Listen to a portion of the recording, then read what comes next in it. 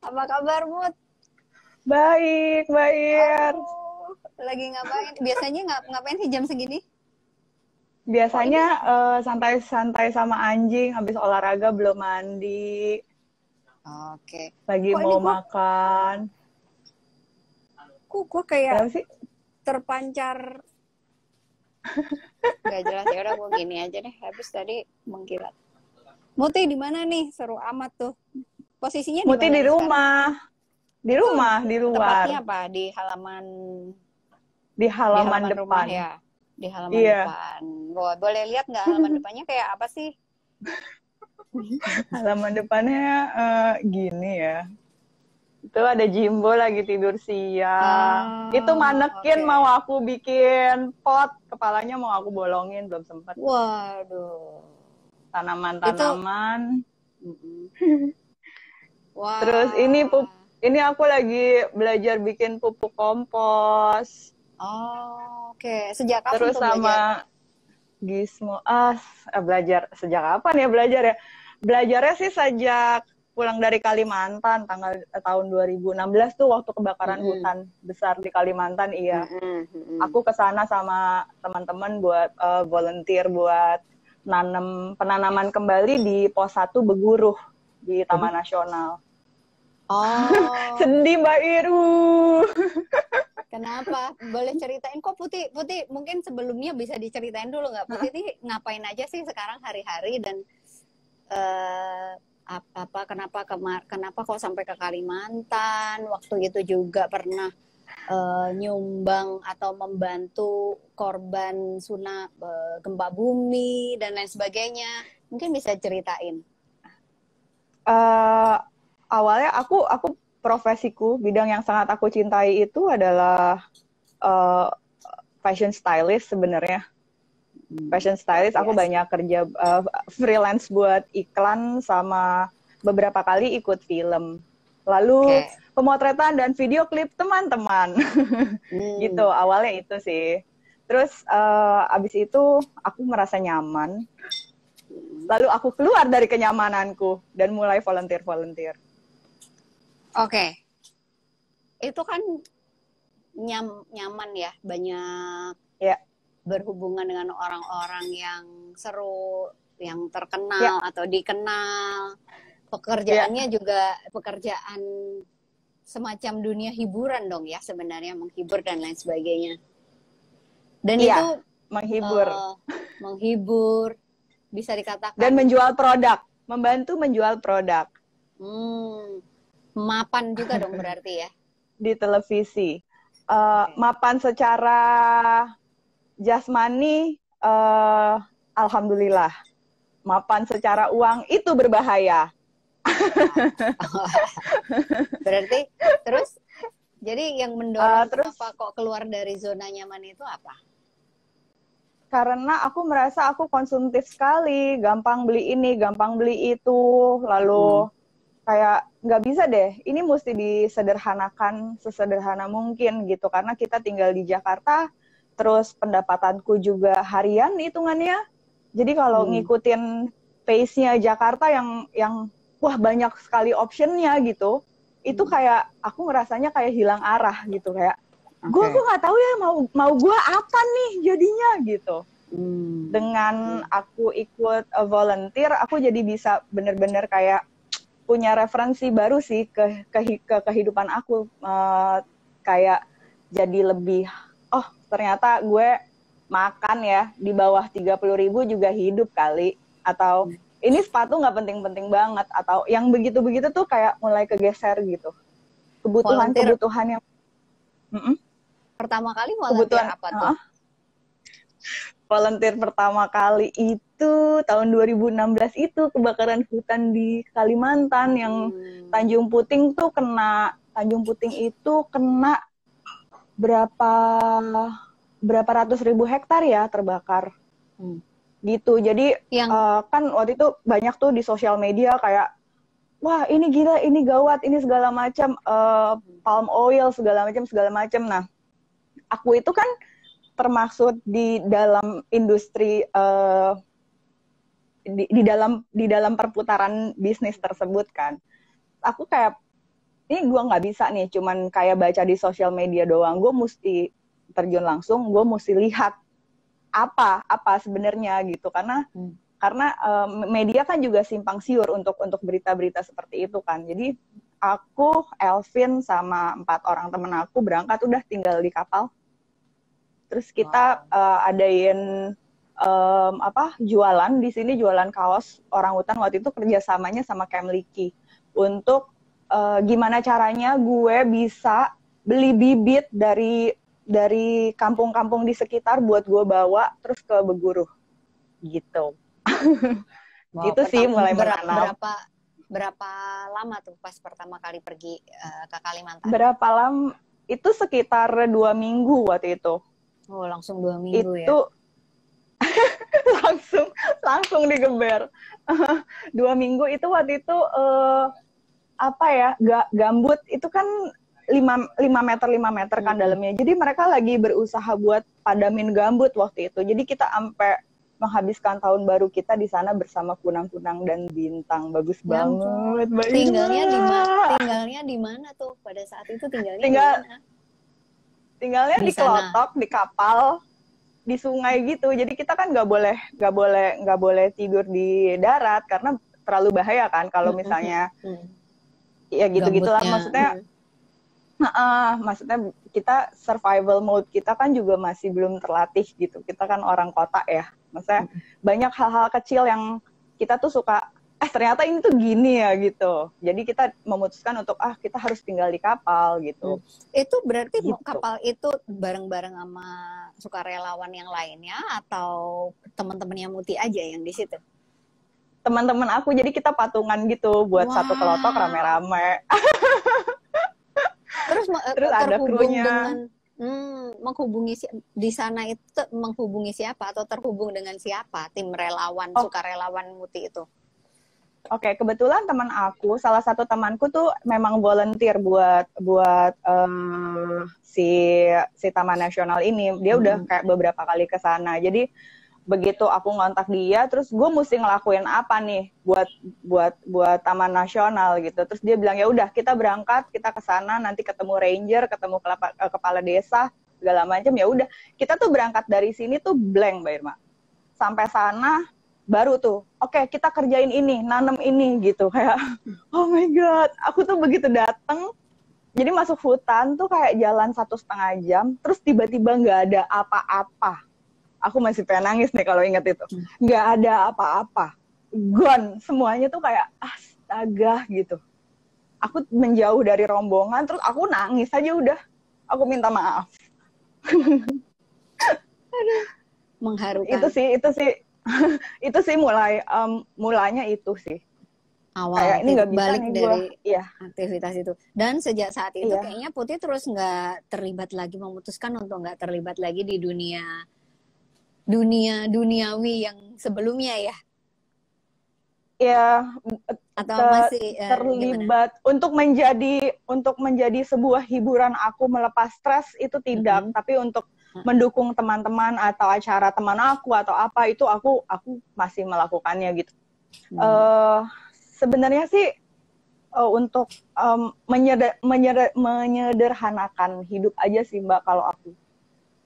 Gimana sih sesederhana mungkin dengan referensi di Jakarta yang nol kesederhanaan buat aku. Gitu. Jadi yang dimaksud dengan kehidupan yang complicated itu yang kayak gimana sih? Kok perlu menyederhanakan? Titik baliknya tadi ya dengan pekerjaan mengetahui mengetahui bahwa wow dahsyatnya kerusakan lingkungan industri dan besar. lain sebagainya. Yes. Aku melihat dampaknya itu kayak ya sekarang nih lagi mulai naik nih sustainable apa segala macam ya, maksudnya aku happy banget gitu. Gaya hidup green, peduli lingkungan, dan jangan lupa Hari Bumi loh sekarang ya. Yes, internasional. Betul. Iya, aku bukan mau kayak jadi orang yang jangan iniin sampah, enggak, aku mau mulai dari diriku sendiri gitu, dan sampai detik ini pun aku juga masih kayak belajar, ini stres banget ya gitu. Segampang-gampangnya kita pergi ke Alfamart, terus kita beli ini, terus terus aku nggak bisa pertanggungjawabkan bungkusan sampah itu gitu. Jadi aku mulai sama teman aku, sama Kartika Jahya, sama Charlie, sama Elvin juga buat kita kumpulin uang, kita berkebun deh gitu. Kita mulai aja dulu gitu. Mulai buat kita gitu. Jadi terus kemarin berkebunnya terus kemarin di rumah. Kita di Bogor ada, di sini tuh buat kayak cobain ini deh, cobain ngebibit ini deh gitu, cobain ini. Kemarin tuh kita ngerasain banget sebelum pandemik nih, persis banget. Kita bawa singkong. Jadi kebun di sana tuh ada singkong, terus kita bawa, terus kita masak sama-sama. Itu kayak apa ya Mbak, sesuatu yang kita nurture dari kecil, maksudnya kayak tiba-tiba dia memberikan kita sesuatu, itu kayak sayang banget rasanya.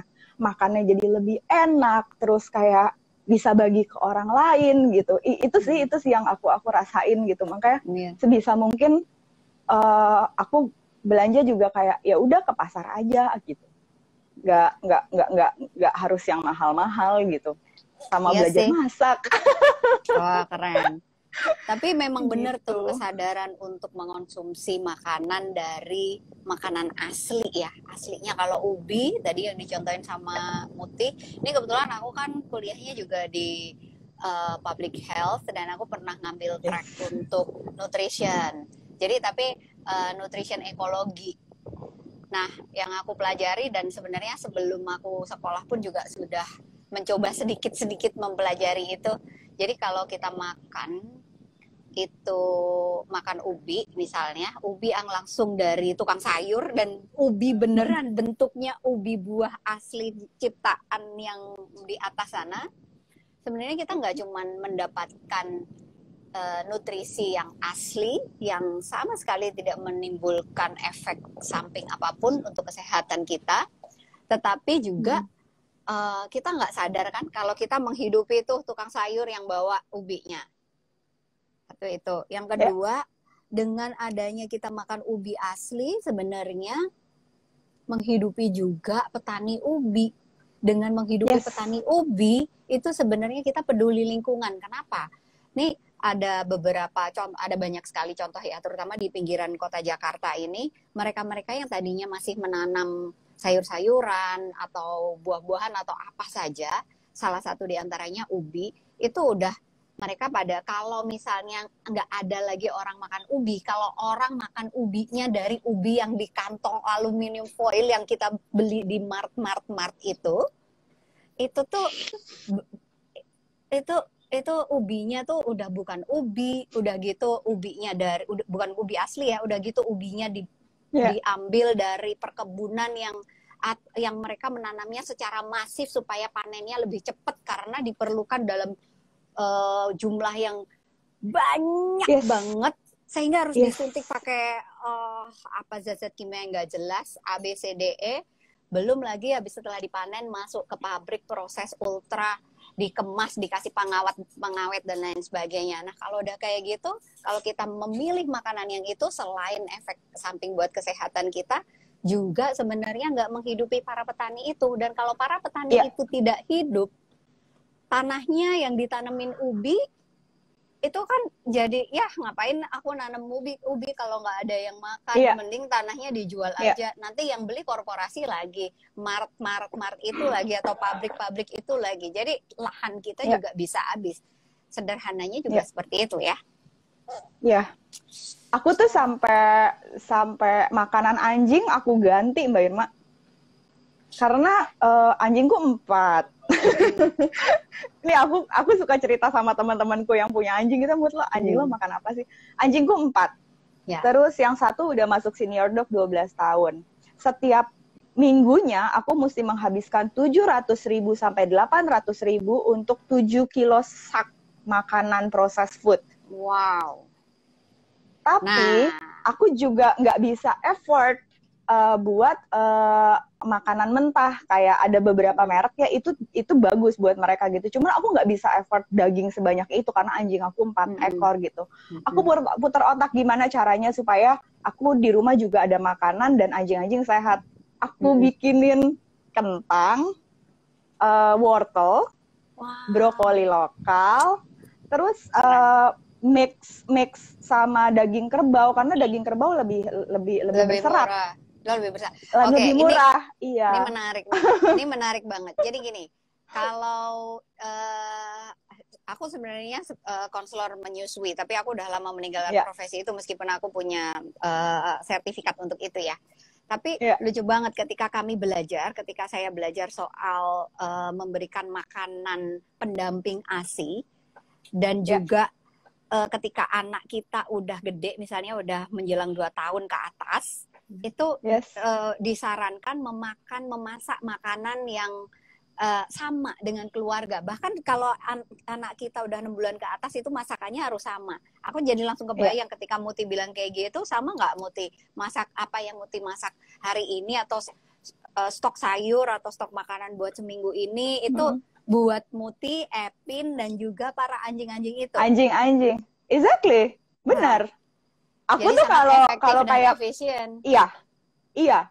Itu aku menghabiskan nggak sampai 500.000 satu bulan Wow, untuk itu. bedanya jauh Jadi banget. aku kayak Dan lebih kalau sehat. malam-malam kalau malam-malam pengen ngemil udah ambil kentang, wortelnya mereka, siram kaldu, kasih rosemary, ngemil udah.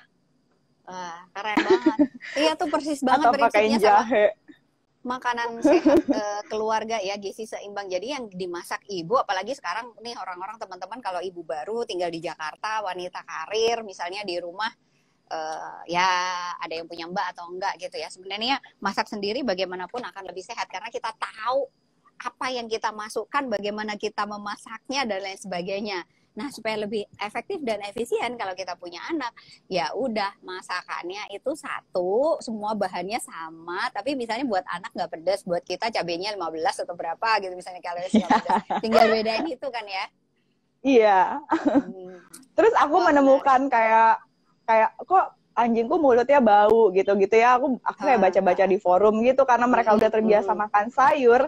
Jadinya mereka kayak aku kasih irisan timun. Timun tuh bagus banget buat panas dalam dan buat bau mulut.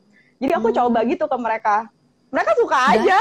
Itu suka aja udah. Jadi cemilannya ya udah ketimun dingin. Cocok banget sama yang punya. Tapi aku nggak bisa nanam sayur di sini Mbak Ir karena anjing-anjing jadi karena dicemilin. Oh, jadi dicemilin daun sama bawang gitu. Iya, jadi kayak wah nggak bisa ini, aku rencananya mau bikin kayak digantung aja deh gitu biar bisa share gitu, tetap bisa share. Wah, gitu. jadi anjing-anjingnya jadi udah terbiasa memakan makanan yang bergizi dan sumbernya asli dari sumber alami. Iya. Wah, Intinya sih banget. bersiasat hidup di Jakarta. Aku selalu menanamkan kayak kita harus bersiasat, kita jangan kebawa arus. Gimana caranya kita harus hidup sederhana, gimana nih aku challenge diri aku sendiri tuh begitu gitu tiap saat gitu, kayak ini nggak bisa pengeluaran nggak bisa lebih dari 100.000 misalnya per hari gitu.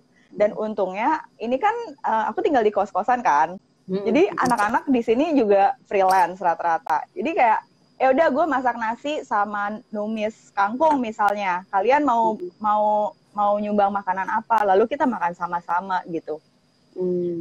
Wow. Dimulai dari small community itu aku percaya banget. Ketahanan pakan. Wah, hebat banget.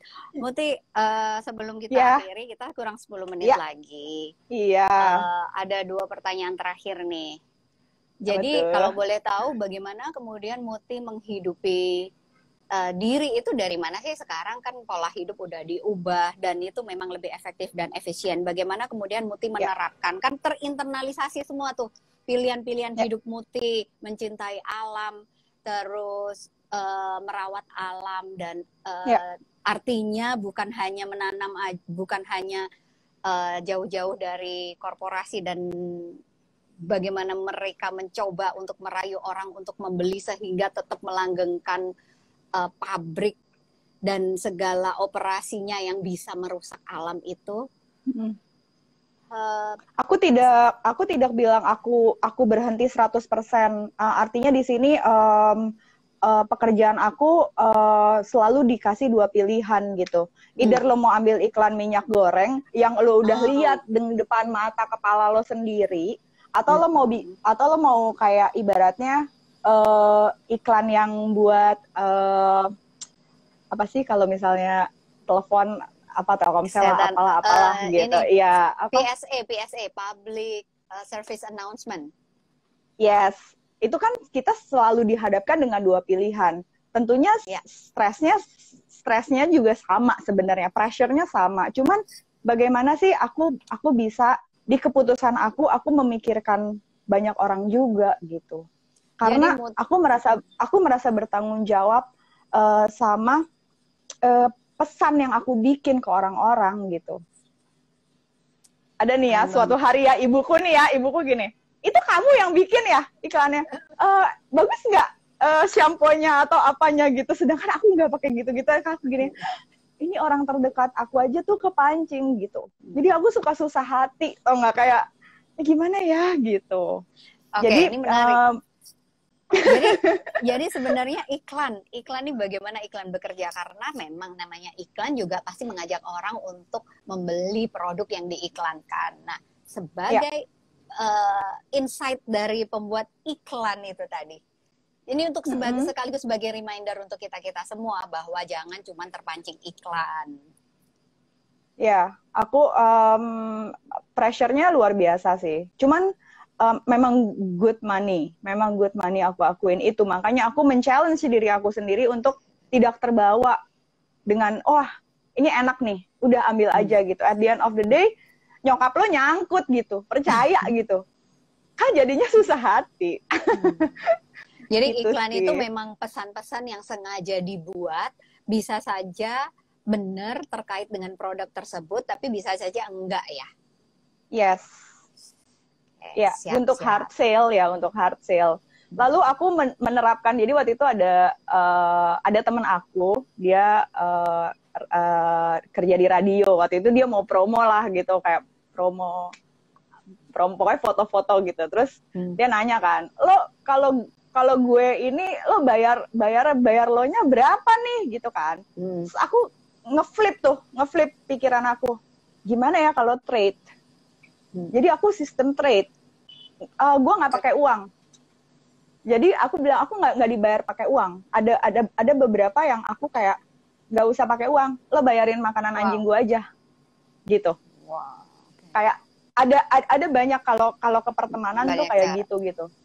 Iya, jadi maksudnya aku mau ngajarin ke diri aku sendiri bahwa uang itu tuh bikin numb, bikin mati rasa, bikin kita tuh nggak lihat sekitar kita gitu.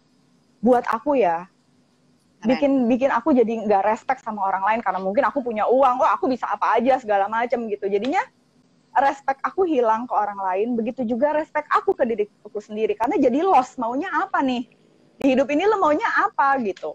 Mau bantu orang banyak, mau nyenengin diri sendiri aja sambil ongkang-ongkang kaki di bawah lo keringet darah, apa mau gimana gitu kan. Selalu ada pilihan di situ gitu. Jadi aku lagi pelan-pelan banget pengendalian diri, hebat banget Cantik.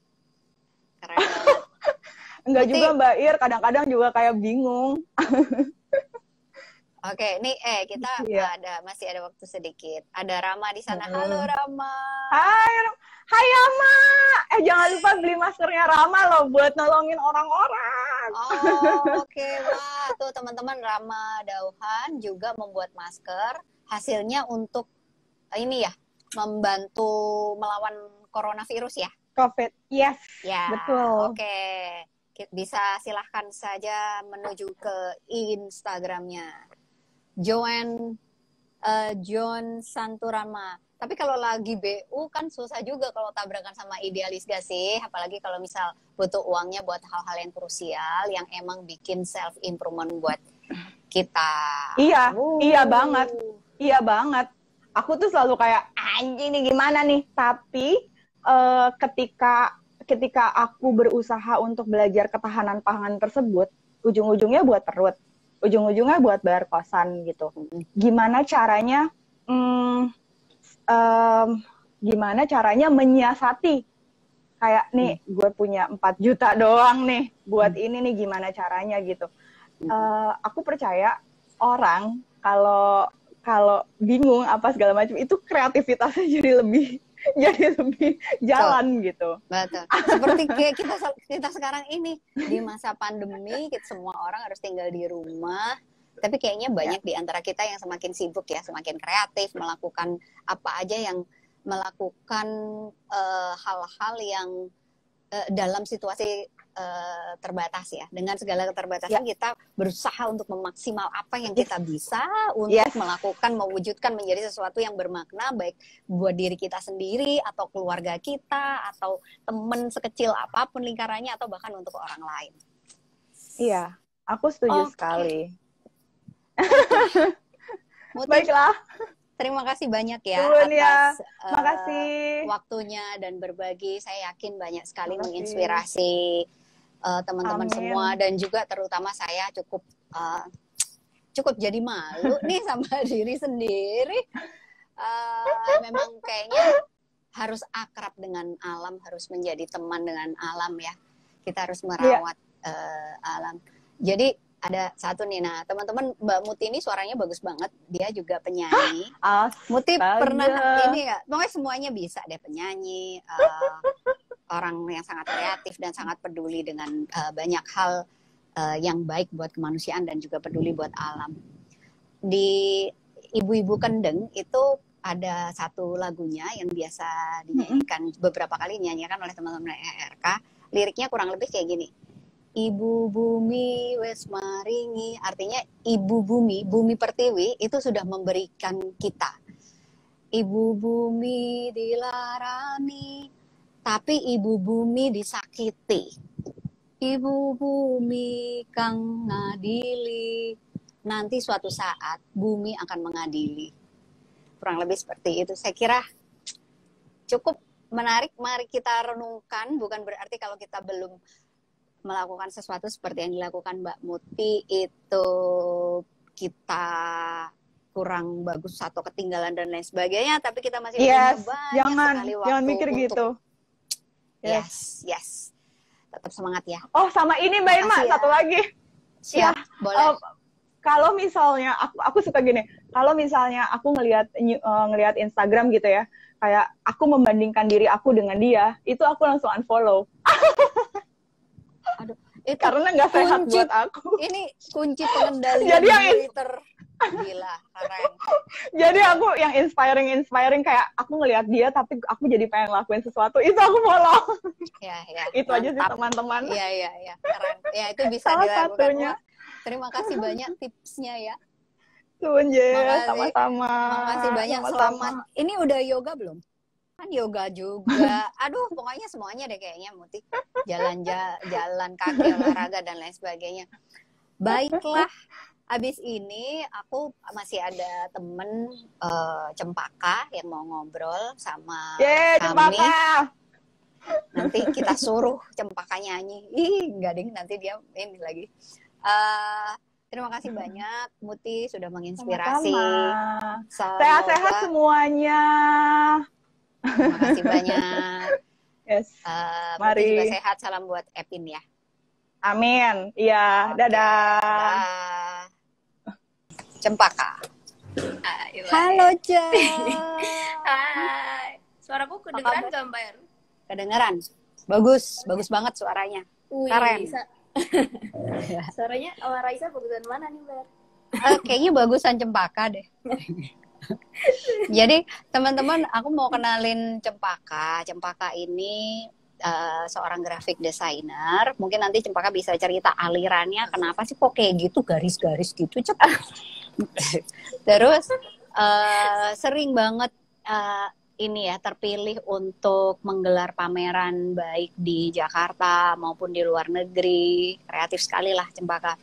Terus dia penyanyi juga, bermain alat musik. Terus dia juga salah satu orang biasa juga yang takut dengan wabah corona, yang juga deg-degan bagaimana harus menyikapi. Mungkin nanti bisa share soal itu juga, Cem. Karena kan kita sebagai manusia biasa itu ya wajar ya, kita sangat manusia kalau kita merasa takut dan was-was, khawatir, tapi tinggal bagaimana kita mengelola kecemasan itu. Kita mau belajar dari kakak Cempaka.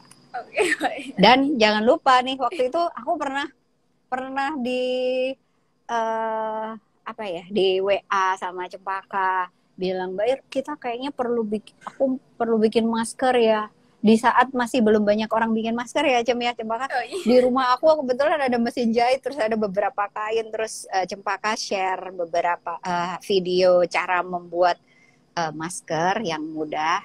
Dan nggak lama kemudian, ternyata Cempaka udah bikin banyak. Keren banget. Cem, gimana kabarnya?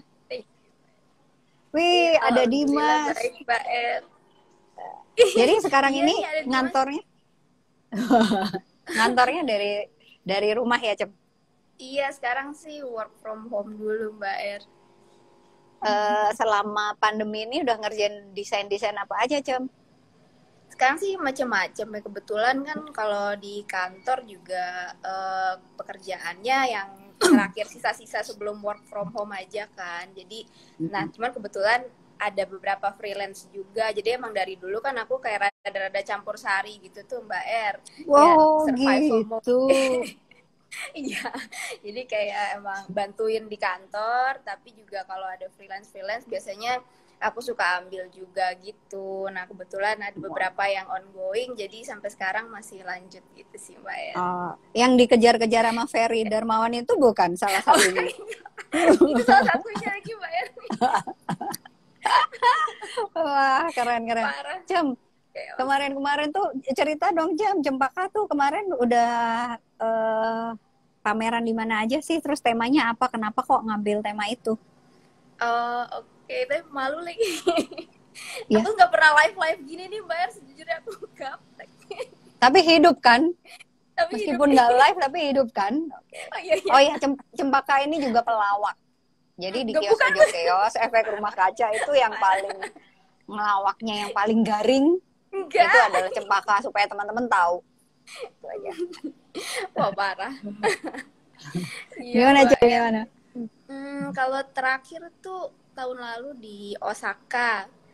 Terus kalau di luar negeri sih baru Korea sama Osaka. Tapi yang kebetulan aku ikutan hadir tuh yang di Jepang kemarin tahun lalu. Tuh, Mbak.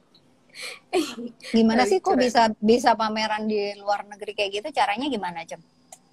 Waktu itu tuh emang kebetulan aku ikut ngirimin portfolio gitu. Jadi emang mereka kayak buka lowongan gitu. Mereka dari kalau yang tahun lalu itu kan namanya Unknown Asia. Jadi dari seluruh Asia gitu kita bisa apply gitu portfolio kita. Nanti si orang Jepangnya ini yang jadi judge-nya itu dia datang ke tiap negaranya buat buat konsultasi sama kita gitu. Jadi kita kayak preview portfolio kita ke mereka, terus nanti mereka bakal milih gitu, ada beberapa orang yang bisa ikutan untuk pameran di Jepang.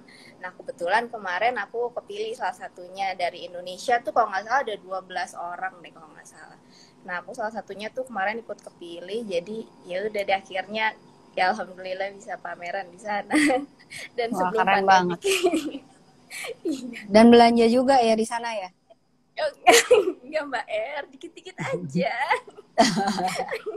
Oke, Cem, jadi kalau misalnya ini buat teman-teman yang misalnya masih muda ya, yang nonton barangkali sekarang nonton di sini atau nanti ketika video ini udah ditaruh di YouTube, Cempaka punya tips nggak gimana sih untuk seniman baru supaya bisa menembus, bisa terkurasi karyanya dan bisa pameran di tempat-tempat yang reputasinya keren banget gitu, tuh tipsnya apa sih, Cem?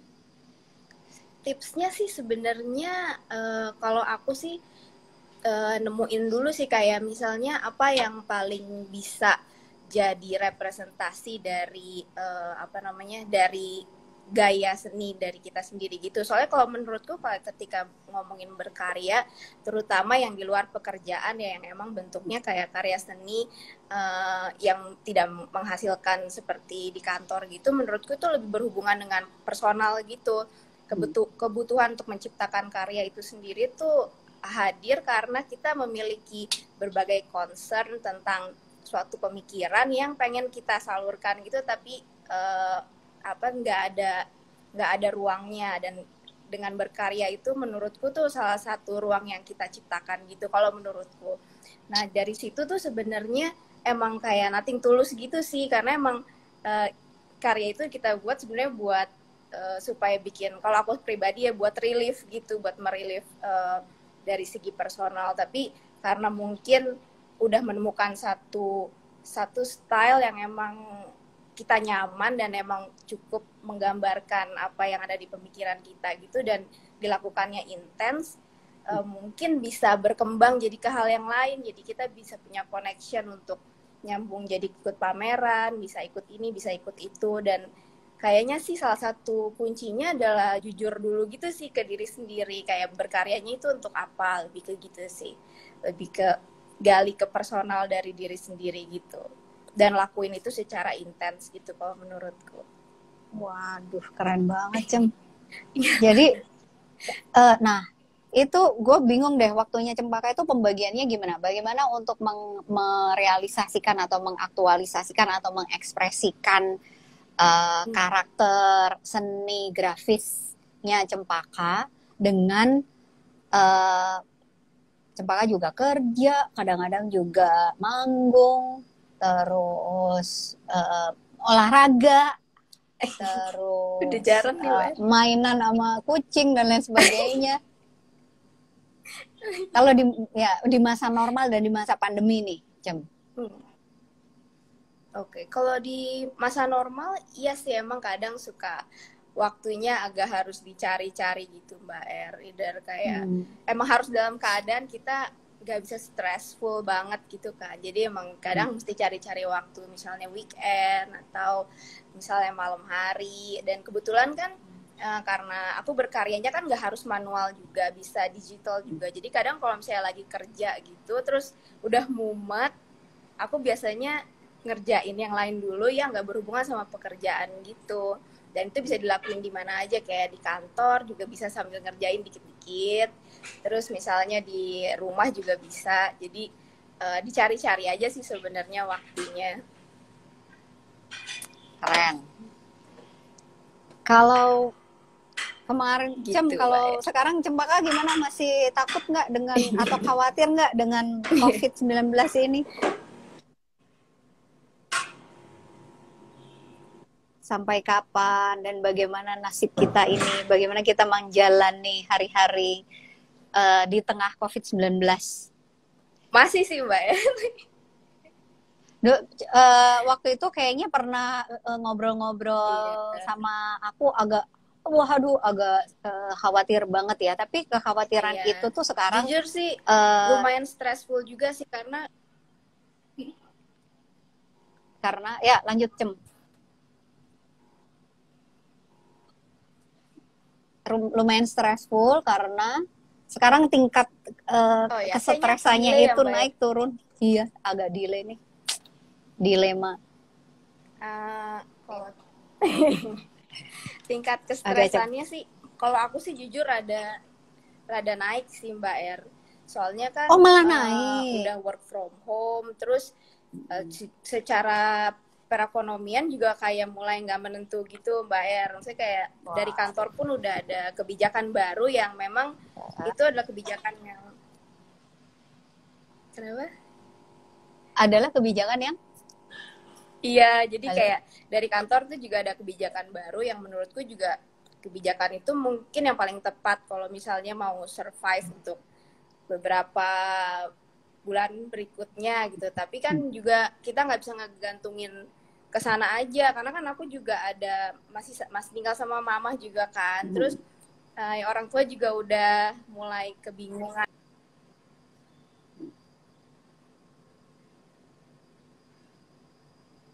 Halo, apakah bisa mendengarkan aku nggak? Agak freeze sedikit. Oke. Mbak Er, sorry, aku tadi delay kayaknya. Nggak apa-apa. Lanjut, Cem. Ini problematika di era informatika. Beneran ini, internet. Oh iya. Internet, iya bener. Tadi aku sampai mana, Mbak Er? soalnya kan di rumah juga tinggal sama mama, Oh iya. terus Jadi kayak orang tua dampak kan juga udah ekonomi. orang tua juga udah mulai eh, menggantungkan perekonomian juga ke aku juga gitu Mbak Er. Jadi kayak aku juga kadang suka pusing juga sih. Sebenarnya sih kalau dipikir-pikir emang dari dulu tuh sebenarnya nggak terlalu yang gimana banget gitu loh Mbak Er. Maksudnya alhamdulillah ada apa namanya kecukupan, tapi bukan yang tetap harus struggle gitu, tapi aku juga nggak pernah yang kayak sampai stres banget gitu atau gimana gitu. Cuman kalau misalnya diomongin terus kan jadi stres ya Mbak Reng. Sebenarnya aku tuh lebih kayak insya Allah ada, lebih kayak gitu. Tapi kalau misalnya wah ini ada, tiba-tiba jadi stres padahal sebenarnya enggak gitu, padahal sebenarnya harusnya enggak.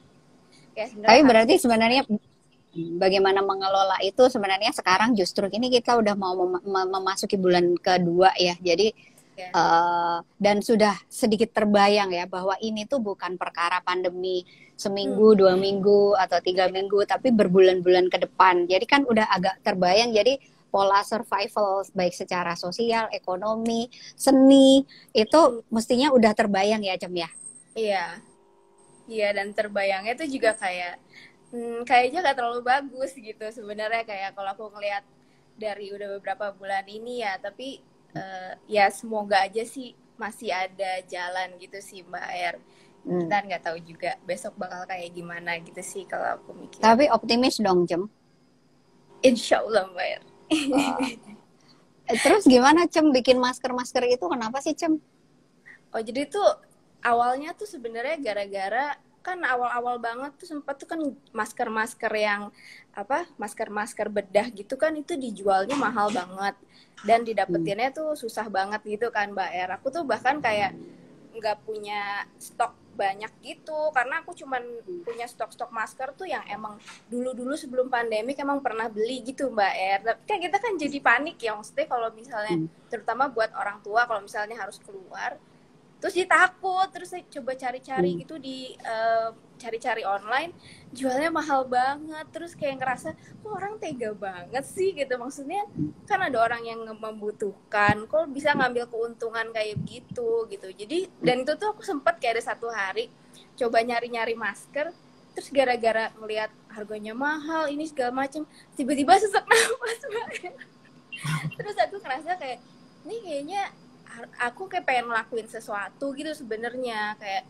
dengerin kayak banyak orang yang lebih susah lagi terus jadi kayak gimana ya Mbak kayak bingung gitu gue mesti bisa ngelakuin apa ya sedangkan aku kan orangnya rada-rada introvert gitu Mbak aku kadang tuh suka kayak nggak tahu connectionnya tuh kemana gitu untuk kayak ngebantuin kayak apa bikin kegiatan sosial gitu-gitu. Nah terus akhirnya aku kepikiran, aku tuh dulu sempat ada project mau bikin baju gitu Mbak Er, tapi kebetulan belum berjalan. Nah terus daripada kainnya nganggur, terus aku juga kebetulan ada mesin jahit kan. Dulu pernah ikut kursus jahit gitu. Terus akhirnya makanya aku bilang Mbak Er, kayak Mbak Er apa bikin masker aja ya gitu. Terus ya udah akhirnya aku coba-coba cari tutorial, terus coba bikin masker. Nah, cuman emang aku nggak terlalu promoin yang gimana banget karena aku bikinnya sendiri kan, jadi kayak rada lama biasa gitu Mbak Er. Jadi karena jahitnya jahit sendiri, jadi aku bikinin aja yang banyak dan emang nggak aku jual. Jadi emang lebih kalau ada yang nanya, ih mau dong, aku bilang kayak, oh boleh sih kelasnya aja, bilang gitu. Nah rencananya tuh emang uang yang dibayarin tuh either mau aku bikinin masker lagi atau mau diinin Mbak Er. Jadi ada guru SMP aku kemarin tuh dia bilang dia kayak jual nasi bungkus gitu kayak buat nasi box gitulah. Jadi kalau misalnya mau beli nasi box bisa sama dia. Nah jadi tadi aku pikir uangnya bisa dibeliin nasi box dia buat nanti bulan Ramadan gitu dibagi-bagiin lagi. Jadi aku pikir gitu sih. Tapi emang jadinya nggak bisa terlalu banyak bikinnya karena aku bikinnya sendiri gitu. Jadi mesti bagi-bagi antara kapan aku bisa kerja sama pas jahit maskernya gitu. Wah, keren banget, Cem. Yang penting bisa melakukan sesuatu ya, Cem. Meskipun hanya sekecil apapun itu udah cukup membantu banyak orang juga, beberapa orang lah di sekitar kita. Nggak perlu melakukan sesuatu yang gimana-gimana gitu ya, Cem. Sesuai dengan yang kita bisa kali ya. Iya sih, aku pengen coba aja sih kayak apa yang bisa kita lakuin setidaknya sedikit tapi bisa ngebantuin yang lain gitu. Keren sekali. Nih kayaknya fans beratnya Cempaka ada di sini semua nih kayaknya. Siapa? Oke, terus kalau sekarang kalau di rumah sehari-hari itu apa aja sih? Maksudnya kegiatannya bagaimana menyeimbangkan antara pekerjaan-pekerjaan yang masih ada hubungannya sama kantor, terus bantuin orang lain. Cempaka pernah bantuin saya membuat logo di tengah kesibukannya tadi. Cempaka bantuin saya bikin logo lapor COVID-19 yang sekarang udah diluncurkan untuk sesama warga untuk berbagi informasi tentang COVID-19. Nah itu gimana bagi waktunya sih? Sebenarnya jadi waktu itu sebenarnya ada kalau kita mengadakan kali ya, Cem ya. Sesibuk apapun kalau kita komit untuk kayak Cempaka, sesibuk apapun kalau misalnya komit untuk bikin masker, jahit sebagian aja, 1 biji atau bagian kiri, kanan atau samping aja, kalau emang kita komit itu ada ya. Iya sih Mbak Er. Kayaknya selalu bisa disediain sih kalau waktu. Jujur sih kalau aku sendiri tuh tipikal yang kadang tuh tahu nih yang dikerjain tuh harus ada banyak gitu, tapi karena ada beberapa momen juga yang kayak aduh gue stres banget nih, kayak butuh istirahat dulu deh bentar gitu. Ya udah aku bakal kesampingin dulu, istirahat dulu sebentar, walaupun nanti karena aku mengesampingkan dulu akhirnya besokannya jadi begadang gitu misalnya, itu konsekuensinya. Tapi menurutku kayak emang harus dibagi-bagi gitu sih, kayak kadang kayak ya udah kalau saya belum bisa ngerjain sekarang, coba istirahat dulu, besok coba kerjain lagi gitu. Tapi yang penting semuanya bisa selesai gitu. Jadi gitu sih. Terus kalau sekarang sih aku coba mulai lebih ngebagi gitu. Jadi kalau misalnya Sabtu Minggu baru aku lebih fokusin ke jahit-jahit masker, tapi dari Senin sampai Jumat aku lebih fokusin ke pekerjaan. Jadi walaupun misalnya di Senin dan Jumat mau ada jahit-jahit masker, tapi paling jumlahnya sedikit, jadi dimaksimalin di weekend. Itu lebih bagi-baginya sih gitu sih sekarang. Keren tuh kata Muti, betul, aku setuju banget. Oh, ini ada Agus juga komentar nih. Wah, iya. Karena hidup seperti tempe dan tidak ada yang tahu. Selamat Hari Kartini buat seluruh perempuan Indonesia, juga Mbak Ir dan Kak Cem. Wah, terima kasih. Agus kemarin ngirimin ini Mbak Er kopi sama. Waduh, wah keren, mantap Agus.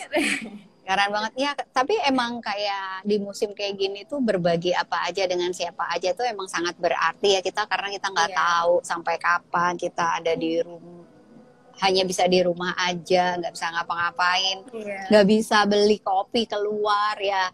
Emang bener sih kita bisa pesen, tapi perhatian itu juga bisa menyemangati kita ya. Iya. Aku bahkan kayak kadang suka ada yang lewat-lewat apa sih tukang ini apa Mbak kembang tahu gitu Mbak Er. Padahal aku jarang makan kembang tahu gitu, tapi kayak beli deh kembang tahu beli, soalnya kayak kalau nggak ada yang kok aku nggak pernah dikirimin Cem? Kok Mbak Er mau? Nanti aku kirimin Mbak Er. Bercanda. Oh ya, fun fact-nya sebenarnya Muti dan Cempaka ini bertetangga. Iya, lagi tetangga.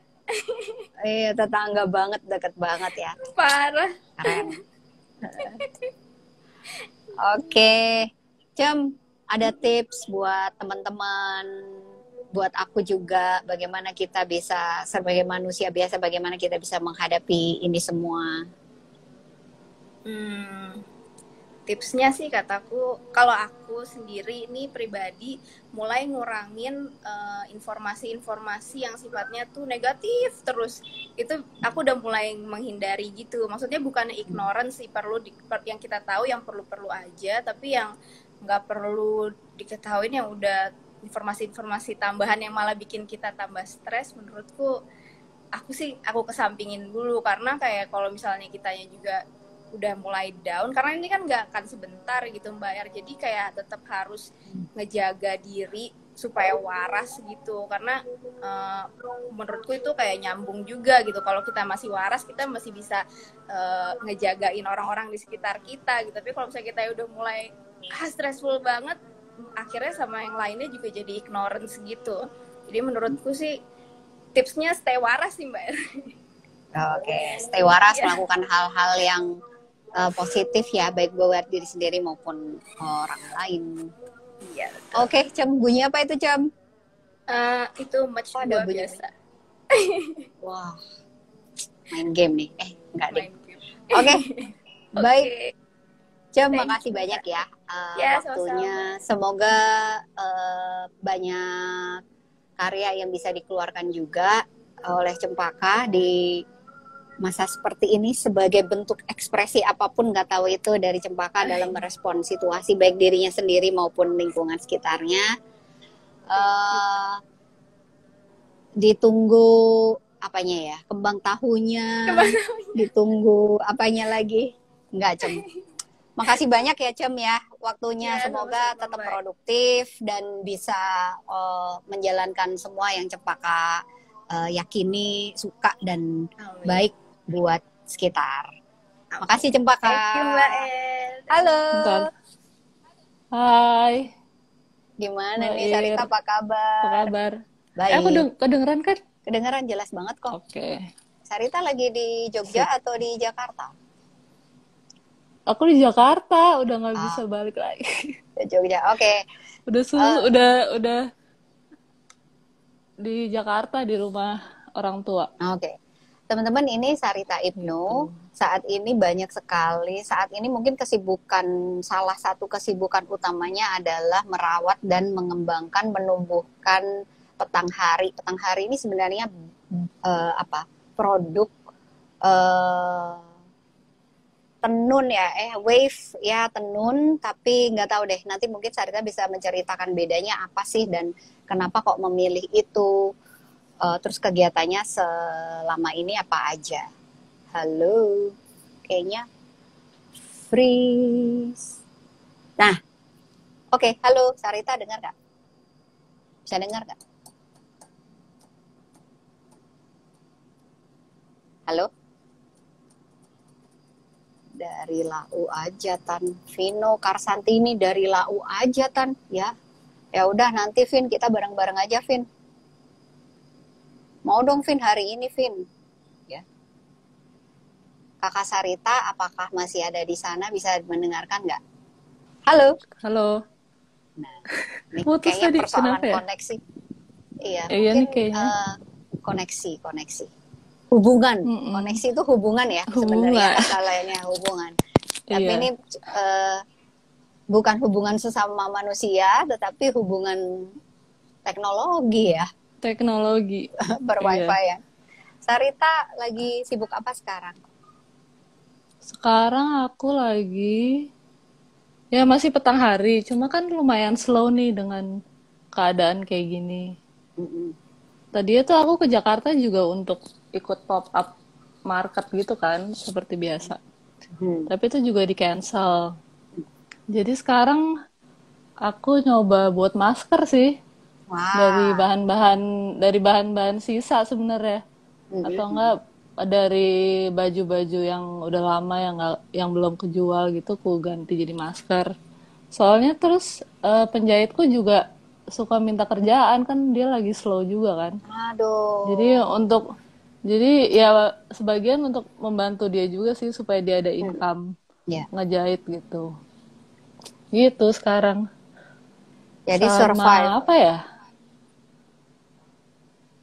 Sudah jadi berapa? untuk supaya dia ada kesibukan dan ada pemasukan juga. Gitu. Sejak kapan Sarita membuat maskernya? Udah baru 2 mingguan kayaknya. Jalan 2 minggu. Lumayan baru sih, tapi lumayan juga yang tertarik buat beli, lumayan. Alhamdulillah. Oh gitu, wah keren. Karena memang banyak dibutuhkan ya. Tadi Cempaka juga bilang dia bikin masker juga, tapi dia bikin maskernya bikin sendiri ya, sambilan gitu dia bikin sendiri karena memang sebelum ini susah banget sih cari masker. Iya, udah susah banget dan mahal. Mahal. Dan tapi sekarang udah mulai banyak ya teman-teman yang bikin masker. Tadi ada Rama Dauhan, dia juga bikin masker. Terus banyaklah, kita banyak juga nih kalau kita nonton TV, buka TV setiap hari jam 4 sore kalau gugus tugas COVID-19 mengumumkan perubahan angka COVID-19, kayaknya sekarang maskernya juga udah bagus tuh, udah ada kadang batik motifnya dan lain sebagainya. Jadi udah banyak juga orang yang coba menemukan metode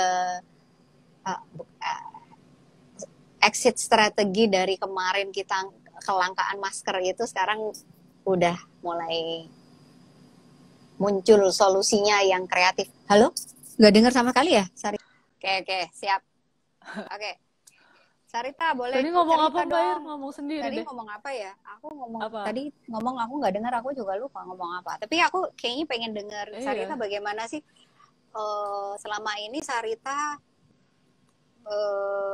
menggeluti petang hari itu pertama kali gimana sih, dan udah berapa lama? Ketawa nih pakai celana pendek. Aku tuh petang hari udah 4 tahun. Wah, udah lama juga ya? Iya, udah 4 tahun. Dari 2016. Itu sebenarnya aku tapi nenun tuh mulai nenun udah dari 2014. Jadi nyoba-nyoba sendiri. Terus abis itu tadi nenunnya kecil-kecil kayak buat hiasan-hiasan aja, iseng gitu. Nah terus pengen memperdalam untuk bikin kain. Maksudnya kan sebenarnya tenun emang cara untuk bikin kain kan, jadi pengen coba untuk bikin kain gitu. Terus akhirnya nemu alat yang pas dan bahan yang bisa didapetin di yang lokal. Terus akhirnya bikin petang hari deh. Itu bahan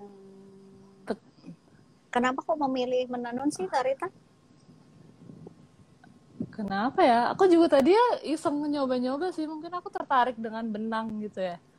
Terus pertama nyoba rajut. Terus susah. Terus akhirnya nyoba tenun yang ternyata yang paling cocok itu. Dan secara bahan bisa dieksplor banyak juga. Jadi nggak bosen gitu. Terus akhirnya bikin petang hari deh 2016. Dan itu selama ini jadi proses pencarian atau risetnya itu dilakukan dari 2014 ya? Iya. 2014. Gitu. Terus aku waktu itu pernah belajar bikin kain ikat di Maumere. Jadi aku ke sana berapa ya? 11 hari apa? 11 hari tinggal di kampung penenun. Terus belajar ngewarnain benang gitu-gitu. Itu ada program yang diikutin atau emang Sarita cari-cari tahu terus pergi ke sana sendiri gitu? Enggak, sebenarnya itu aku diajak. Jadi ada temen, dia punya brand juga namanya Noesa. Terus dia bikin open trip gitu ke Maumere. Terus aku ikut. Jadi dia belajar bareng mereka gitu. Itu di masa-masa sebelum 2016 tadi ya? Enggak sih, sebenarnya udah ada petang hari. Jadi mungkin 2016 akhir kali ya. Terus itu apa pengaruhnya tuh? Pengaruh dari apa yang dipelajari di Maumere ke karyanya Sarita di petang hari? Sebenarnya kalau pengaruh secara karya enggak sih, cuma lebih jadi menghargai prosesnya aja. Kayak proses menenun, sama ternyata penting juga untuk ngelestariin craft nenun, karena bahkan di Maumere tuh yang menenun yang mama-mama yang udah tua gitu, yang karena anak-anaknya udah nggak mau nenun lagi sih. Kalau anak-anaknya mending cari kerja yang lain gitu. Waduh, jadi sampai sekarang yang nenun masih ibu-ibu dan nenek-nenek gitu. Wajib dilestarikan ya? Iya. Maumere. Oke.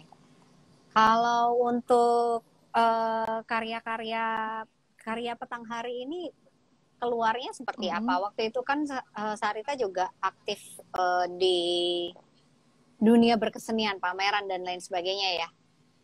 Iya. Nah, itu semuanya nyambung dengan si karya tenun-tenun itu atau bagaimana, Sarita? Kalau pameran gitu kan awalnya aku sebenarnya gambar sama instalasi ya. Terus setelah nemu tenun, yang si tenunnya ini aku jadiin produk aja. Jadi untuk aku cari duit gitu. Karena aku berpameran lebih buang duit sebenarnya daripada nyari duit. Jadi harus ada yang pemasukannya tuh dari Petanghari. Nah terus tahun lalu tuh aku residensi di Penang di Malaysia. Nah itu aku pas residensi itu tuh aku pengen menggunakan waktunya untuk ngegabungin dua itu. Jadi bikin karya seni pakai tenun gitu. Jadi lebih instalasi pakai teknik tenun, cuma nggak wearable. Kalau Petanghari kan bisa dipakai atau fungsional gitu kan. Kalau ini lebih untuk ya pameran seni sih, lebih karya seni gitu. Tapi menggabungkan tenun itu tadi ya. Iya, Terus itu iya. dipamerkan di mana? Hasil residensi itu apa sih, dipamerkan di mana gitu? Kalau sekarang karyanya di Penang. Jadi pas di Penang tuh aku kan hampir 2 bulan. Hampir 2 bulan. Jadi setiap hari aku bikin tenun kecil gitu. Pakai barang-barang yang aku temuin di sana. Jadi kan kalau pas di sana jalan-jalan ketemu orang gitu-gitu. Jadi misalnya aku makan terus kayak bonnya aku tenun gitu. Jadi kayak mengarsipkan apa yang terjadi hari itu sih sebenarnya. Jadi Selama terus hampir 2 bulan. bendanya apa aja tuh, Sarita? Kok kalau bon itu berarti kan dari kertas. Iya, iya, bendanya apa aja sih? Bisa daun, bisa kertas, bisa kain, macam-macam. Jadi ini banget eksperimen banget dengan bahan-bahan Yang yang pada ditenun. saat itu apa aja? Kertas, daun, kain, terus apa aja? Selain itu? Kain, terus apa ya? Masih pakai benang juga sih, aku Ya. kombinasi. Terus ya tapi kebanyakan gitu kayak dari brosur-brosur, terus plastik, gitu-gitu. Yang pokoknya yang ditemuin gitu. Karya seni ya, konsepnya gitu ya. Iya, Seru-seru. tapi jadi menarik sih. Jadi kalau dilihat kayak jadi inget hari ini ngapain aja ya gitu. Dan Wah. dan sekarang aku juga bikin lagi nih sekarang. Oh ya, Kayak ini jadi satu hari selama karantina ini aku bikin satu hari satu. satu hari bikin satu. Ada Nih, nggak di mana contohnya? aku tunjukin ya. Nih. Wah, apa itu? Itu tenunannya. Jadi satu hari aku bikin satu. Itu dari apa? Itu Dari dari benang. benang dan benang aja semuanya. Dan benang aja karena aku nggak kemana-mana kan. Tapi ada beberapa yang ada kertasnya itu kayak receipt JNE gitu-gitu karena aku masih harus keluar dan untuk ngirim barang atau enggak ke supermarket gitu. Jadi ini Jadi aku masukin di situ. targetnya tiap hari bikin Ada satu ini. Jadi pameran, iya. nanti pameran ini menghitung hari selama masa pandemi dan isolasi Iya diri di nih, rumah. Wah, udah keren banget. 37. Hari ini Udah hari ini satu lagi sih, 38 hari ini. Wah, keren banget. Ini yakin persediaan benang masih ada nih? Masih sih banyak. Kalau habis pakai kain, Nanti pakai baju pakai kain. bekas. Wah, keren banget Sarita. Sarita kalau nenun itu Sarita sendiri. Terus mesinnya kayak apa sih? Mesinnya tuh bagaimana sih? Aduh, alatku di Jogja nih, jadi nggak bisa nunjukin. Tapi, Alatnya tuh kayak meja gitu. uh-uh. Kayak meja, terus ya ada tempat benangnya, terus ada pedal kakinya. Jadi kayak Mbak Ir pernah lihat pengrajin lurik nggak? Pernah. Pernah. Ya itu, tapi itu kan gede banget kan, tapi kayak bisa Iya. sampai atas gitu. Iya. Kalau punya aku tuh versi portable ya, jadi kecil, nggak nyampe atas gitu. Jadi versi portable dan lebih simple. Jadi sebenarnya kalau Itu orang custom belajar atau bisa sih. custom Enggak, atau itu dia dibuat sama orang sih. Itu oke. produk. Oke, Mm-mm. produk. Nah, terus hasil tenunannya Sarita itu bedanya sama tenunan-tenunan, produk tenunan-tenunan atau karya tenunan orang lain apa? Sama yang maksudnya yang tradisional gitu ya. Kalau Eh, misalnya apa ya? apa Kalau aja? misalnya tenun tradisional tuh kan biasanya benangnya tipis-tipis banget. Jadi kayak nggak kelihatan tekstur tenun gitu kalau dideketin terus. Biasanya kan kalau tradisional ada pola-pola yang ada artinya, ada ceritanya gitu kan. Kalau aku untuk petang hari sebenarnya lebih abstrak sih, jadi lebih kombinasi warna, terus em, lebih apa patternnya juga abstrak, jadi nggak direncanakan, lebih spontan aja. Terus iya, jadi mungkin apa versi tenun yang lebih apa ya, lebih berantakan sih sebenarnya, cuma kalau dibandingin tenun tradisional ya. Tapi memang justru Cuma ya, konsepnya itu. iya, konsepnya aku pengen bikin kain yang emang terlihat buatan tangan manusia gitu, bukan buatan mesin gitu. Dan sebenarnya tenun alat tenun penenunnya Sarita itu nggak bisa dikatakan sebagai mesin ya. Itu mesti tetap menggunakan apa gerakan tangan atau Alat, apa gitu. iya, alat karena nggak pakai listrik atau apa gitu, nggak sih.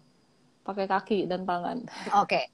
Sehari kalau suasana normal nih, kalau misalnya menenun tuh sehari bisa mendapatkan berapa meter atau berapa banyak? Hmm, Alat tenunku tuh lebarnya bisa menghasilkan kain dengan lebar 60 cm. Pokoknya alatnya 60 cm. Nah, terus kalau sehari beneran aku di rumah aja nenun, itu mungkin bisa 6 meter ya, 5-6 meter gitu. Itu berapa jam kira-kira dikerjakannya? Hmm, berapa ya? Seharian siang sampai Mungkin, dari pagi sampai sore. iya dari pagi, jam 9 sampai jam 5 gitu. Ya Wow. Dan tapi sendiri. tapi stretching dulu, Hmm. maksudnya nggak mungkin duduk doang gitu. Iya, iya, iya, Jadi iya. ya gitu, ada istirahatnya gitu-gitu. Loh, Sarita tuh Dan sendirian ya, beneran sendirian menenun. iya, Wow, jadi sendiri aja. semua produk petang Ngur, hari itu memang benar-benar untuk al- sementara ini Sarita iya semuanya. ya, kalau yang nenun masih aku, tapi kan aku dibantu dengan penjahit Ya, yang ngejahitin jadi baju atau tas gitu-gitu. wah keren. Gitu. Eh, waduh, kalau beberapa kali sebenarnya ada ya ngelihat beberapa teman juga coba menenun gitu. Ini jadi Mm-mm. sebuah tren atau memang bukan tren ya kali ya. Memang orang tiba-tiba sekarang tertarik di situ menenun. Ini jadi kayak lebih banyak orang juga memiliki perhatian dan karya Mm. ketenun gitu. Mm. Emang ada gelombang ke sana atau bagaimana sih? Padahal itu susah ya. Sebenarnya nggak susah sih, mungkin harus sabar aja. Hmm. Terus kalau yang jadi orang banyak nenun tuh kayaknya karena mungkin 3-4 tahun yang lalu ya, mulai banyak workshop yang apa, untuk mempelajari skill craft gitu kan. Banyak banget workshop apa yang diadakan. Terus waktu aku juga bikin workshop nenun sih, lumayan sering. Terus ya akhirnya aku jadi ngajarin basic basic tenun, pakai alatnya kecil gitu sih, jadi kayak mungkin jadinya seukuran tatakan gelas gitu. Hmm. Gitu. Terus iya, itu salah satu kegiatanku dulu pas awal-awal baru menenun. Karena waktu itu aku kayak nggak tahu ngajak siapa sih, jadi kayak Pengen ada akhirnya temen bikin orang lain. akhirnya bikin workshop, terus ternyata lumayan banyak yang tertarik. Itu Jadi ya udah. yang tertarik kan workshopnya beberapa kali ya, udah beberapa kali dilakukan. Itu emang yang tertarik itu semakin hari semakin banyak, dan mungkin awalnya benar nggak kalau awalnya itu mungkin teman-teman sekitar, tapi lama-lama orang lain yang nggak kenal sama sekali kemudian tertarik gitu, nggak ada perkembangan atau perubahan kayak gitu nggak? Kalau aku pertama kali buat workshop itu yang ikut ada temen yang ikut, cuma emang orang random gitu sih waktu itu, karena mungkin karena aku kerja di ada apa art space gitu kan, jadi aku pertama kali ya udah bikin workshopnya di situ. Jadi yang orang apa yang ikut ya emang random gitu, tapi lama-lama lumayan banyak. Nah, Sarita juga banyak sekali diundang oleh beberapa lembaga dan juga art space ya kalau nggak salah ya, untuk emang diundang secara khusus untuk ngajar, bikin workshop ataupun untuk pameran ya. Iya. Itu udah berapa banyak sih yang ngajakin gitu? Kalau workshop sebenarnya dulu itu sebelum ada Petang Hari sih, aku kerjanya ngajar workshop. Nah itu udah lumayan banyak dari yang misalnya di kafe gitu untuk ngisi acara aja, ngisi weekend. Terus dulu sampai pernah juga ngajarin tenun ke ibu-ibu pejabat gitu. Kayak di hall gede, aku juga lupa sih. Kayak di Senayan deh. Terus yang ikut ibu-ibu pejabat gitu pernah. Itu gimana tuh pengalaman ngajarin ibu-ibu pejabat? Itu lucu banget sih. Jadi mereka sebenarnya emang pengen belajar, tapi mungkin kurang sabar kali ya. Jadi kayak terakhir, jadi ada yang sampai selesai, tapi ada juga yang kayak, Mbak ini selesaiin dong, terus saya bawa pulang gitu. Terus nyelesain dong. Terus ya udah aku lanjutin dikit gitu. Padahal tuh produknya kecil gitu ya? Atau iya, kecil banget, kecil. Tapi sebenarnya gelas gitu. Mereka suka sebenarnya ya? Suka, dan mereka kan aku selalu nyediain benang banyak gitu kan, jadi warna-warni. Nah mungkin ya mereka juga seneng masa ngelihat megang benangnya, terus kayak pengen nyoba semuanya gitu. Kalau dari waduh, cuma karena emang nenun kayaknya nggak buat semua orang karena sebenarnya tuh ngebosenin sih, karena kan repetitif banget ya, actionnya repetitif banget. Jadi kalau emang banyak orang yang bosen dengan tenun. Wow. Gitu.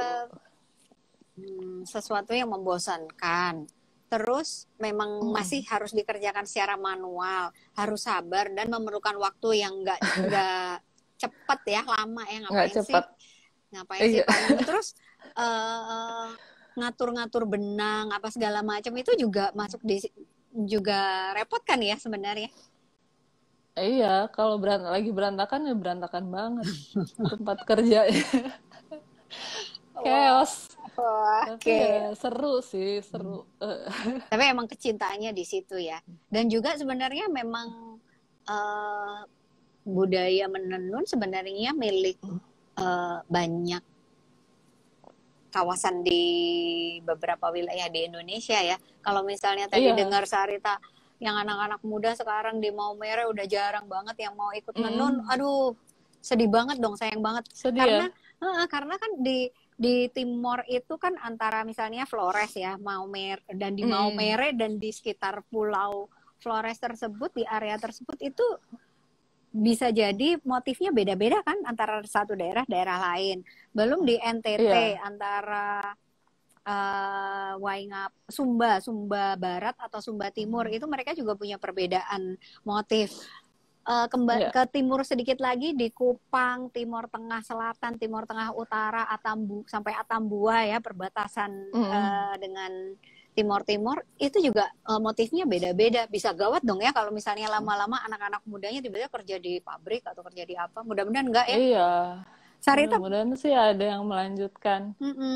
Kenapa? Sarita punya mimpi apa sih dengan menjalankan menenun ini, terutama untuk menetrasi kecintaan terhadap menenun untuk anak-anak yang lebih muda, orang-orang yang lebih muda? Apa ya, sebenarnya aku pengennya anak-anak yang muda tuh sekedar nyoba aja, sebenarnya aku udah seneng sih. Mungkin siapa tahu ada yang tertarik lebih jauh gitu. Terus lebih, jadi waktu itu beberapa tahun yang lalu aku pernah demo nenun di Museum Tekstil Bayern. Terus banyak banget yang mau nyoba dan emang seneng sih nyobanya, dan aku ajarin gitu kan. Nah terus pas acaranya udah selesai, si orang yang kerja di museumnya ngajak aku ke gudang Museum Tekstil. Isinya tuh alat tenun banyak banget, kayak ditelantarin gitu, kayak ada 10 kali. Kayak si waktu itu mbak Dan yang gede-gede. ngajak aku. Iya, kayak alat-alat tenun lurik gitu. Udah ditelantarkan, bahkan kayak udah debuan banget gitu, parah. Sayang banget.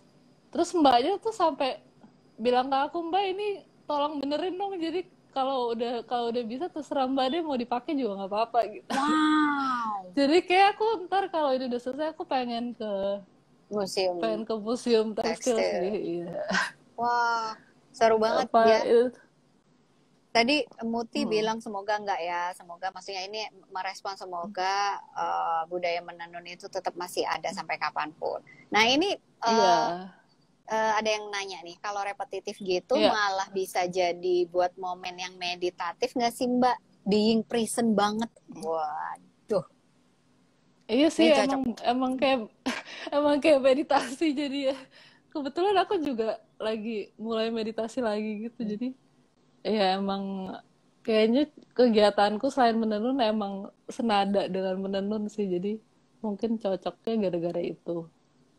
Iya, jadi kan repetitif, jadi apalagi kalau lagi sepi terus alatnya bikin suara-suara yang repetitif gitu, jadi kayak tiba-tiba hilang aja, kayak dengerin suaranya, jadi kayak dengerin suara nafas gitu. Kalau meditasi kan sebenarnya dengerin suara nafas kan, sesuatu yang repetitif dan ya bikin tenang gitu.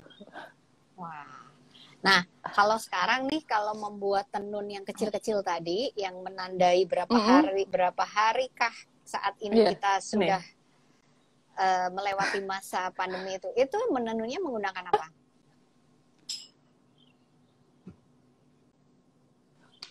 Menenunnya aku pakai alat, pakai yang biasa buat workshop. Coba lihat. Kayak gini, kecil banget.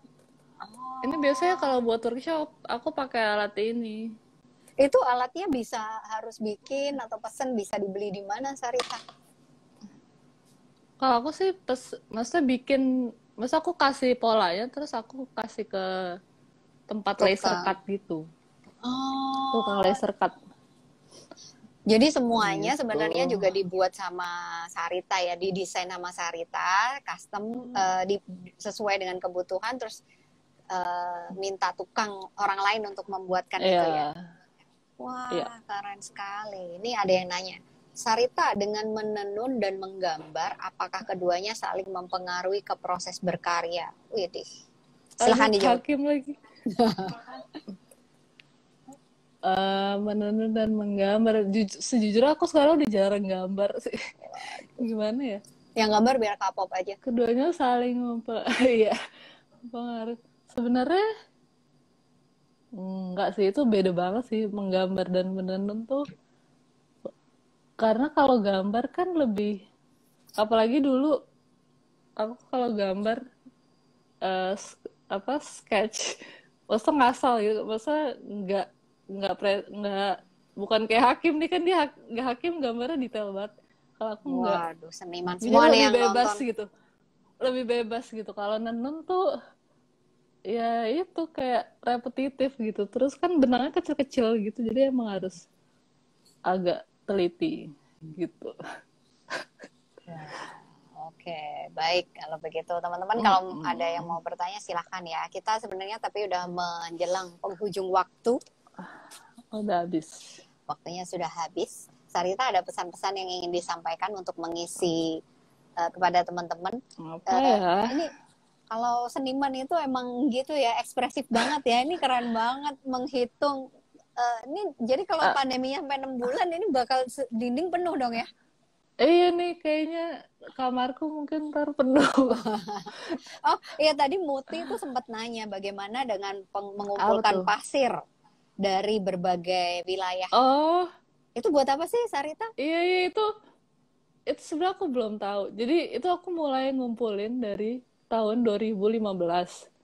Tapi aku nggak ngumpulin sendiri. Jadi kalau setiap ada orang pergi, aku minta gitu. Kan daripada nitip barang, jadi aku nitip tanah gitu. Terus ya ternyata orang mau aja sih ngambilin tanah. Terus sekarang udah 40-an lebih, 40-an lah dari 40 berbagai tempat yang kota berbeda dan negara ya. Aku sebenarnya belum tahu rencana fiksnya buat apa. Cuma awalnya ngumpulin itu karena dulu masa aku suka banget kalau ada kesempatan untuk traveling, tapi kan nggak sesering itu. Jadi untuk mereverse itu, jadi aku pengen tanahnya datang ke aku gitu. Iya. Luar biasa. Awalnya gitu, cuma ya belum tahu. Kita kumpulin dulu aja. Oke, siap. Oke deh. Oke, Sarita, pesan buat apa yang bisa kita lakukan, misalnya mengekspresikan, menghubungkan antara seni dan pandemi. Kita di rumah bisa ngapain aja, berkesenian gitu. Berkesenian sebenarnya kalau misalnya di hari-hari normal kan seniman udah punya kesibukannya, jadwal pameran. Nah sekarang kan semacam diberi waktu untuk explore yang belum pernah dilakukan gitu dalam hal apapun sih, mungkin explore material juga gitu. Jadi kayak ya kayaknya ini diberi waktu aja sih buat nyoba-nyoba trial error gitu. Jadi manfaatkanlah. Iya. Oke, baik kalau begitu kita menunggu pameran dari menghitung hari dengan karya Tenun tadi. Pameran ini keren lagi banget. Pameran di rumah. Seru banget. Pameran di kamar. Keren banget. Mudah-mudahan nanti pandemi ini segera berlalu dan kita semua selamat melewati pandemi ini. Iya. Sehat dan tetap semangat. Terima kasih banyak ya Sarita waktunya. Iya. Sampai Makasih, ketemu. Mbak Ir. Dah. Dah.